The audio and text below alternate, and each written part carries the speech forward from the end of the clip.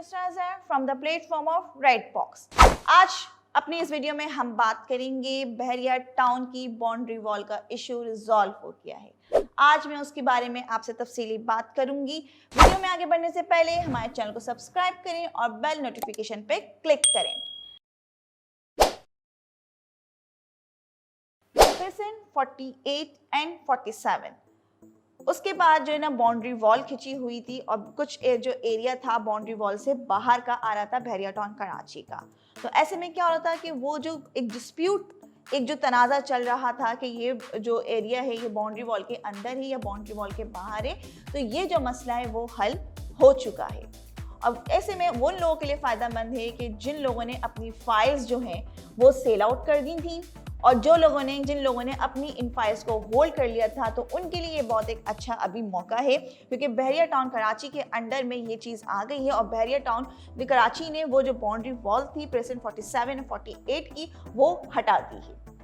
अगर मैं आपसे इसकी इंटरनली बात करूं कि ये मसला दरपेश क्यों आया, क्योंकि ये वाला जो एरिया था, गोट वाला जो एरिया था 47 और 48 के बाहर वाला जो एरिया था, पूरा बाउंड्री वॉल के बाहर वाला एरिया, ये जो है बहरिया टाउन कराची ने गोट वाले से परचेज किया था, बाय किया था। बट एस पर गोट वाला कि उसने कहा कि मैंने ये सेल आउट नहीं किया है बहरिया टाउन कराची को,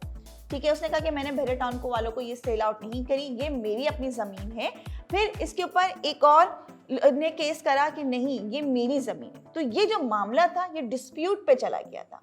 ये जो दोनों चीज़ें थी, ये तीन पार्टीज आ गई थी, बहरिया टाउन कराची, बहरिया टाउन, इसके अलावा गोट जो वाला जो था उसने, और जो थर्ड वन एक पार्टी आ गई थी उसने कहा था कि नहीं ये मेरी ज़मीन है। तो ऐसे में जब वो बैक हुआ तो बहुत सारा जो गोट का जो बाउंड्री वॉल का बाहर वाला जो एरिया था उस पे जो है ना उन लोगों ने अपनी प्लॉटिंग करके और अपने जो है ना कुछ प्रोजेक्ट्स वहाँ पे सेल आउट करे, ये कह के कि बहरिया टाउन के अंदर जो प्लॉट्स हैं उनकी कीमत से बहुत यानी लेस देन 5 to 2% जो है ना उन लोगों ने इसको लेस देन जो है बाहर की जो प्लॉट्स की खुद से कटिंग करके उसको सेल आउट किया। अब मसला ये आ रहा था यहीं पे कि जो चीज़ आपके हुई डिस्प्यूट कहलाई कि वो किसी को ये चीज़ अंडरस्टैंड नहीं हो रही थी कि बाउंड्री वॉल का बाहर वाला जो एरिया है वो किसके अंडर में आता है। ऑब्वियसली वो एरिया जो है बहरिया टाउन के अंडर में आता था। अब गोट वाले ने क्या किया कि उसने ये जो चीज़ जो अपनी ज़मीन थी, प्रॉपर्टी थी जो बाउंड्री वॉल से बाहर के साइड पे थी, उसने एक प्राइवेट बिल्डर को सेल आउट कर दी। अब वो चीज़ जो प्राइवेट बिल्डर के अंडर में आई तो प्राइवेट बिल्डर ने प्रेसिडेंट 47 एंड 48 पे अपना प्रोजेक्ट लॉन्च किया और अपना प्रोजेक्ट बनाना स्टार्ट कर दिया और 900 गज के प्लॉट की कटिंग करके 16 लाख में वो अपनी कम्युनिटी के अंदर वो चीज़ सेल आउट करी।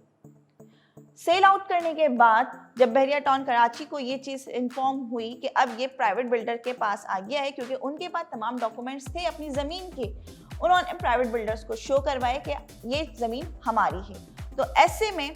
जो प्राइवेट बिल्डर था जिसने अपनी कम्युनिटी में और जो प्रेसिडेंट 47 और 48 में अपना जो प्रोजेक्ट लॉन्च करने जा रहा था, तो इसने फिर इस चीज़ को मद्देनज़र रखते हुए जब बहरिया टाउन कराची ने, बहरिया टाउन ने अपने डॉक्यूमेंट शो किए तो ये एरिया, ये जो बाउंड्री वॉल के बाहर का जो एरिया था ये उनके अंडर में अगेन आ गया।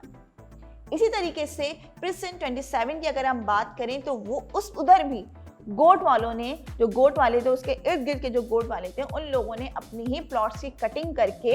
और वो जो है ना प्लॉट्स अपने ही एरिया में अपने ही लोगों को सेल आउट करने शुरू कर दिए अपनी कम्युनिटी के अंदर। तो ये जो डिस्प्यूटेड के जो मसले हैं, डिस्प्यूट जो चलते हैं, तो इसके ऊपर आप लोग ज़्यादा तवज्जो नहीं दिया करें। मैं आपसे यही रिक्वेस्ट करूंगी कि बहरिया टाउन में जितने भी डिस्प्यूट मसले होते हैं वो एक वक्त में आके ख़त्म हो जाते हैं। जैसे कि अभी प्रेसिडेंट 47 और 48 का मसला हल हुआ, उसकी जो अपनी ज़मीन थी वो बाउंड्री वॉल के अंदर अगेन आ गई है। तो आप लोग, जिन लोगों को ये होता है कि हमने यहाँ पे डिस्प्यूट एरिया के अंदर हमने ज़मीन खरीद ली है और उसको औने पौने दाम में वो सेल आउट कर देते हैं, और जो लोग अपनी इस प्रॉपर्टी को होल्ड कर लेते हैं और इंतज़ार करते हैं अच्छे वक्त का, तो वो ही फ़ायदेमंद रहते हैं। आपको किसी भी किस्म की प्रॉपर्टी बहरिया टाउन में बाय करनी हो, परचेज करनी हो, इन्वेस्ट करनी हो, आप हमसे रब्ता कर सकते हैं।